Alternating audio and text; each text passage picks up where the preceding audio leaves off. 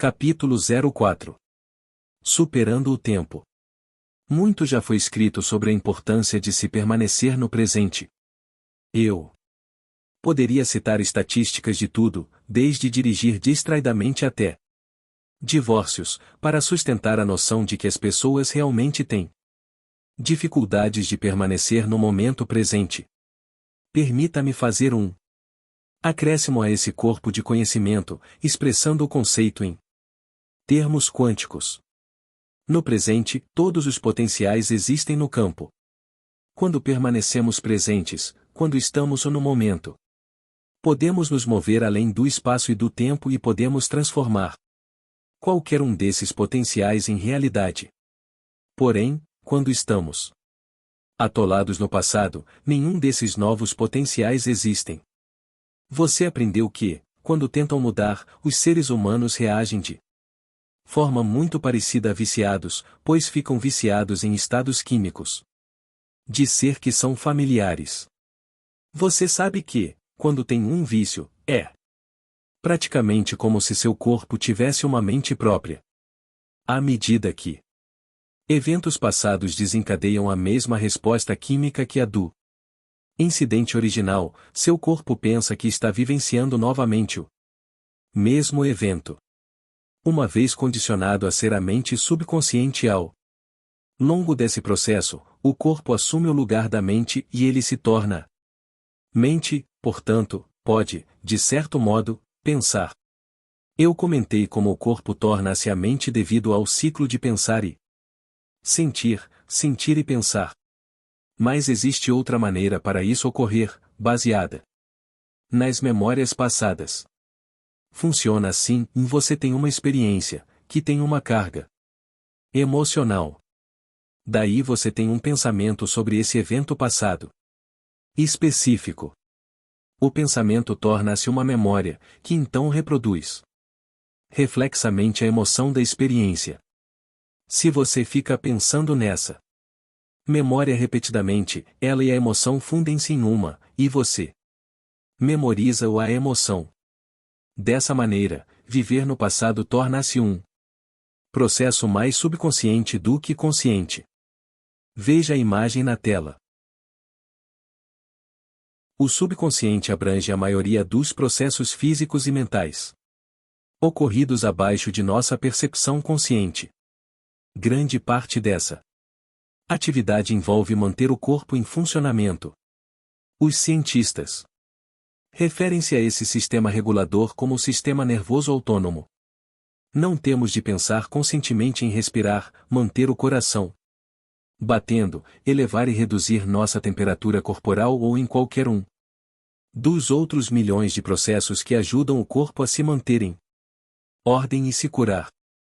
Penso que você pode ver o quanto é potencialmente perigoso cedermos o controle de nossas respostas emocionais diárias a nossas memórias e ao ambiente e a esse sistema automático. Esse conjunto subconsciente de respostas rotineiras é comparado a um sistema de piloto automático ou então a programas rodando em segundo plano num computador. O que essas analogias tentam transmitir é a noção de que existe algo abaixo da superfície de nossa consciência que está no controle de nosso comportamento. Como exemplo para reforçar esses pontos, imagine que, quando jovem, você chega em casa um dia e encontra seu animal de estimação favorito morto no chão. Cada impressão sensorial dessa experiência seria, como a expressão sugere, gravada a fogo em seu cérebro. Essa experiência deixaria cicatrizes. No caso de experiências traumáticas como essa, é fácil entender como tais emoções podem se tornar respostas memorizadas e inconscientes aos lembretes de seu ambiente de que você perdeu um ente querido. Agora, você sabe que, quando pensa naquela experiência, você cria as mesmas emoções em seu cérebro e em seu corpo, como se o evento estivesse ocorrendo outra vez. Basta um pensamento disperso ou uma reação a algum evento do mundo externo para ativar esse programa e você começar a sentir a emoção do luto passado. O gatilho pode ser ver um cachorro parecido com o seu ou visitar um lugar aonde levou seu cãozinho. Independentemente do dado sensorial, ele ativa uma emoção. Esses gatilhos emocionais podem ser óbvios ou sutis, mas todos afetam em um nível subconsciente, e, antes de conseguir processar o que ocorreu, você retorna àquele estado emocional um químico de luto, raiva e tristeza. Quando isso ocorre, o corpo controla a mente. Você pode usar sua mente consciente para tentar sair desse estado emocional, mas invariavelmente você se sente como se estivesse descontrolado. Pense em Pavlov e seus cães nos anos 1890. O jovem cientista russo prendia alguns cachorros a uma mesa, tocava uma campainha e depois servia uma refeição substanciosa. Com o tempo, após expor os cães repetidamente aos mesmos estímulos, ele simplesmente tocava campainha, e os cachorros salivavam em antecipação. Isso é chamado resposta condicionada, e o processo ocorre automaticamente. Por quê? Porque o corpo começa a responder de forma autônoma. Pense em nosso sistema nervoso autônomo. A cascata de reações químicas desencadeada em instantes altera o corpo. Fisiologicamente ocorre de forma bastante subconsciente e com pouco ou nenhum esforço consciente. Esse é um dos motivos por que é tão difícil mudar. A mente consciente pode estar no presente, mas o corpo-mente subconsciente está vivendo no passado. Se começamos a esperar que um evento futuro previsível ocorra com base em uma memória passada, somos iguais àqueles cães. Uma experiência envolvendo determinada pessoa ou coisa em determinado local e momento do passado automaticamente ou autonomamente provoca em nós uma resposta fisiológica. Quando rompemos os vícios emocionais enraizados em nosso passado, não existe mais estímulo que nos faça retornar aos mesmos programas automáticos do antigo eu. Começa a fazer sentido que, embora o pensemos ou o acreditemos estar vivendo no presente, existe uma boa possibilidade de que nosso corpo esteja no passado. Emoção, humor, temperamento e traço de personalidade condicionando o corpo a viver no passado. Infelizmente para a maioria de nós, como o cérebro sempre funciona por repetição e associação, não requer um grande trauma para se produzir o efeito de o corpo tornar-se a mente. 16 Os mais ínfimos gatilhos podem produzir respostas emocionais que parecem fora de nosso controle. Por exemplo, você está dirigindo para o trabalho e para na cafeteria de sempre, que está sem café de avelã, o seu favorito. Desapontado, você resmunga para si mesmo como uma empresa desse tipo não consegue manter em estoque um tipo de sabor tão popular. No trabalho, você se irrita ao ver um carro na sua vaga preferida do estacionamento. Ao entrar em um elevador vazio, fica exasperado ao descobrir que uma pessoa antes de você apertou todos os botões.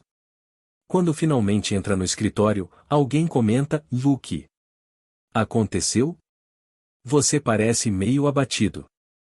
Você conta o ocorrido, e a pessoa se solidariza. Você resume: estou mal-humorado, mas vou superar. A verdade é que não vai. O humor é um estado de ser químico, geralmente breve, que é a expressão de uma reação emocional prolongada. Algo em seu ambiente. Neste caso, a incapacidade do barista em atender suas necessidades, seguida de aborrecimentos menores, e dispara uma resposta emocional. As substâncias químicas da emoção não se exaurem instantaneamente, de modo que os efeitos duram um tempo. Chamo isso de período refratário. O período após a liberação inicial e até a diminuição do efeito. 17 É óbvio que, quanto maior o período refratário, maior o tempo que você experimenta esses sentimentos. Quando o período refratário químico de uma reação emocional perdura de horas a dias, trata-se de um humor O que ocorre quando um humor recentemente desencadeado perdura? Você ficou meio desanimado desde aquele dia e agora olha ao redor. Durante uma reunião com a sua equipe tudo em que pensa é que a gravata de uma pessoa é horrível e que a voz anasalada do seu chefe é pior do que o som de unhas arranhando um quadro negro. A essa altura você não manifesta apenas um humor. Você está refletindo um temperamento, uma tendência para a expressão habitual de uma emoção por meio de certos comportamentos. Temperamento é uma reação emocional com um período refratário que dura de semanas a meses. Por fim, se você mantém o período refratário de uma emoção por meses e anos, essa tendência transforma-se em um traço de personalidade. Nesse ponto, as demais pessoas o descreverão como o amargo, ressentido, zangado ou o crítico. Nossos traços de personalidade, portanto, frequentemente têm base em nossas emoções passadas. Na maior parte do tempo, a personalidade, modo como pensamos, agimos e sentimos, está ancorada no passado. Assim, para mudar nossa personalidade, devemos mudar as emoções que memorizamos. Temos de sair do passado. Crie diferentes estados de ser. Veja a imagem na tela. Não conseguimos mudar vivendo no futuro previsível. Há ainda outra maneira de ficarmos presos e coibirmos a mudança. Também podemos treinar o corpo para ser a mente a fim de vivermos em um futuro previsível, baseado nas memórias do passado conhecido, e com isso de novo perdemos o precioso momento do agora. Como você sabe, podemos condicionar o corpo a viver no futuro. Claro que esse pode ser um modo de melhorarmos nossa vida, quando fazemos uma escolha consciente de focar em uma nova experiência desejada, como minha filha fez quando criou seu trabalho de verão na Itália. Conforme demonstrado pela história dela, se focarmos em um evento futuro planejado e então planejarmos nossos preparativos ou comportamento, haverá um momento em que estaremos tão claros e focados nesse futuro possível que nossos pensamentos se tornarão a experiência em si. Uma vez que o pensamento se torna a experiência, o produto final é uma emoção. Quando começamos a experimentar a emoção daquele evento antes de sua possível ocorrência, o corpo, na condição de mente inconsciente, começa a responder como se o evento já estivesse se desenrolando. Por outro lado, o que acontece se começamos a antecipar alguma experiência futura indesejada ou ficamos até mesmo obcecados com o pior cenário, baseado numa memória de nosso passado? Ainda estamos programando o corpo para experimentar um evento futuro antes que ocorra. Agora, o corpo não está mais no momento ou no passado, está vivendo no futuro, mas num futuro baseado em algum construto do passado. Quando isso ocorre, o corpo não reconhece a diferença entre o evento de fato acontecendo na realidade e o que estamos cogitando mentalmente. Como estamos preparando o corpo para ser energizado pelo que quer que esperamos que possa ocorrer, ele começa a se aprontar. E, de forma muito real, o corpo está no evento. Aqui está um exemplo de viver no futuro com base no passado. Imagine que você é convidado para dar uma palestra para 350 pessoas. Mas tem medo do palco, baseado em memórias de desastres ao falar em público no passado remoto. Sempre que pensa na palestra vindoura, você se visualiza gaguejando e perdendo a linha de raciocínio. Seu corpo começa a responder como se o evento futuro estivesse se desenrolando no presente, seus ombros ficam tensos, o coração dispara, e você sua muito. À medida que você antecipa esse dia pavoroso, faz com que seu corpo já viva aquela realidade estressante. Envolvido e obcecado pela possibilidade de falhar de novo, você fica tão atento a essa realidade esperada que não consegue se concentrar em qualquer outra coisa. Sua mente e seu corpo estão polarizados, movendo-se do passado para o futuro, indo e vindo. Como resultado, você nega a si mesmo a novidade de um maravilhoso resultado futuro. Como exemplo mais universal de viver em um futuro previsível. Digamos que por muitos anos você acorda a cada novo dia apenas para deslizar automaticamente para o mesmo velho conjunto de ações inconscientes. O corpo está tão acostumado a antecipar a execução de seus comportamentos diários que vai de uma tarefa para outra quase que mecanicamente. Tem que alimentar o cachorro, escovar os dentes, vestir as roupas, fazer chá, levar o lixo para fora, pegar a correspondência, você entende a ideia. Embora possa ter acordado com o pensamento de fazer algo diferente, de alguma maneira você se descobre fazendo as mesmas velhas coisas como se simplesmente seguisse a correnteza. Depois de você ter memorizado esses tipos de ação por uma ou duas décadas, seu corpo ficou treinado para continuamente o ansiar ou por fazer essas tarefas. De fato, foi subconscientemente programado para viver no futuro e assim permitir que você durma ao volante. Poderíamos inclusive dizer que você nem está mais dirigindo o carro. Agora seu corpo não pode existir no momento presente. Ele está preparado para controlar você, rodando uma série de programas inconscientes enquanto que você relaxa e permite que ele rume para algum destino conhecido e enfadonho. Superar seus hábitos praticamente automáticos e não mais antecipar o futuro exige a habilidade de viver com mais grandeza que o tempo. Voltaremos a isso mais adiante. Vivendo no passado, que é o seu futuro. Aqui está outro exemplo que demonstra como emoções familiares criam um futuro correspondente. Você é convidado para o churrasco de um colega de trabalho no 4 de julho. O esperado é que todo mundo do seu departamento compareça. Você não gosta do anfitrião. Ele se acha o máximo e não tenta esconder isso de ninguém. Todas as vezes em que foi à casa dele, você acabou tendo uma péssima experiência, com o cara irritando-o de todas as formas. Agora que está dirigindo para a casa dele, tudo em que você consegue pensar é que na última festa ele interrompeu a refeição para que pudesse presentear a esposa com uma nova BMW. Você tem certeza, como falou a semana inteira para a pessoa com quem se relaciona, que será um dia desgraçado. E é exatamente o que acontece. Você passa num sinal vermelho e leva uma multa. Um de seus colegas derrama cerveja nas suas calças e camisa. O hambúrguer que você pediu ao ponto é servido praticamente cru. Dada a sua atitude, seu estado de ser ao ir, como poderia esperar que as coisas fossem de outro jeito? Você acordou antecipando que o dia estava fadado a ser um show de horrores, e isso se confirmou. Você alternou entre ficar obcecado a respeito de um futuro indesejado, antecipando o que ocorreria em seguida, e viver no passado, comparando o estímulo que estava recebendo com o que receberá previamente, de modo que criou mais do mesmo.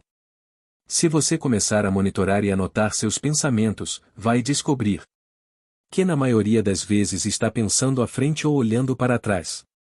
Viva seu novo futuro desejado no presente precioso. Então aqui está outra daquelas grandes questões, e se você sabe que, ao permanecer presente e cortar ou podar suas conexões com o passado, pode ter acesso a todos os possíveis resultados no campo quântico, por quê? Optaria por viver no passado e continuar criando o mesmo futuro para si? Por que você não faria o que já tem o poder de fazer e alterar mentalmente a configuração física de seu cérebro e corpo de modo que você possa ser mudado antes de qualquer experiência real desejada? Por que você não optaria por viver no futuro de sua preferência, já agora, antes do tempo? Em vez de ficar obcecado com algum evento estressante ou traumático que você teme que ocorra em seu futuro, baseado em sua experiência do passado, fique obcecado por uma experiência nova e desejada que você ainda não acolheu emocionalmente. Permita-se viver nesse potencial novo.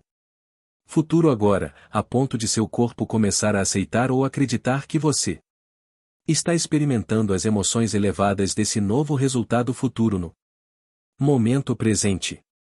Você aprenderá a fazer isso. Lembra quando eu disse que minha filha precisava viver sua vida presente como se já tivesse as experiências do ótimo verão na Itália? Ao fazer isso, ela estava transmitindo para o campo quântico que o evento já havia ocorrido fisicamente. As pessoas mais fantásticas do mundo demonstraram isso, milhares de pessoas supostamente comuns fizeram isso, e você também pode. Você tem toda a maquinaria neurológica para transcender o tempo e fazer disso uma habilidade. O que alguns chamariam de milagres eu descrevo como exemplos de indivíduos dedicados a mudar seus estados de consciência, de modo que seus corpos e mentes não mais são um mero registro de seus passados, mas sim parceiros atuantes, dando passos rumo a um novo e melhor futuro. Transcendendo os três grandes experiências de pico e estados alterados de consciência comuns. A esta altura você entende que o principal obstáculo para quebrar o hábito de ser você mesmo é pensar e sentir igual ao seu ambiente, ao seu corpo e ao tempo. Obviamente, então, aprender a pensar e sentir, ser o maior do que os três grandes é seu primeiro objetivo enquanto se prepara para o processo de meditação que aprenderá neste livro. Aposto que em algum momento de sua vida, talvez até frequentemente, ou você já conseguiu pensar com mais grandeza que seu ambiente, seu corpo e o tempo. Esses momentos em que você transcende os três grandes são o que algumas pessoas denominam estar no fluxo.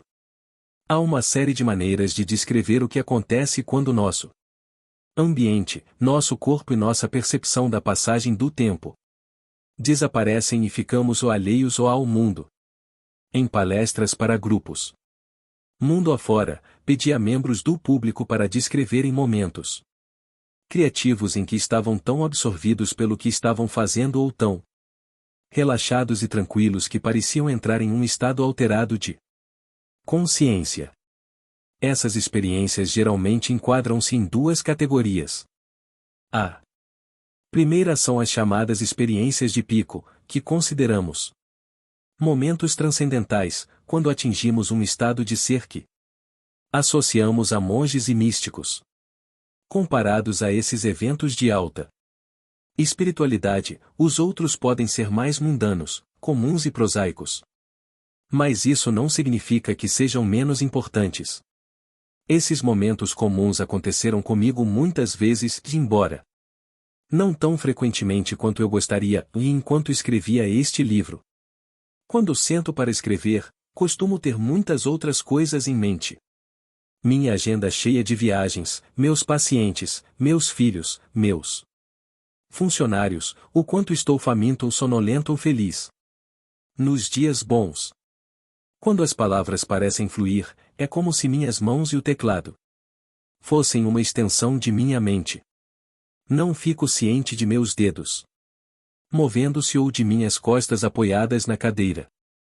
As árvores balançando na brisa do lado de fora do meu escritório desaparecem, aquela leve rigidez no meu pescoço não requer atenção, e fico completamente focado e absorto nas palavras na tela do computador.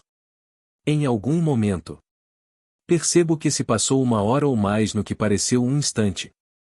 Esse tipo de coisa provavelmente já aconteceu com você, talvez enquanto estivesse dirigindo, assistindo a um filme, jantando em boa companhia, lendo, tricotando, tocando piano ou simplesmente sentado em um local tranquilo ao ar livre.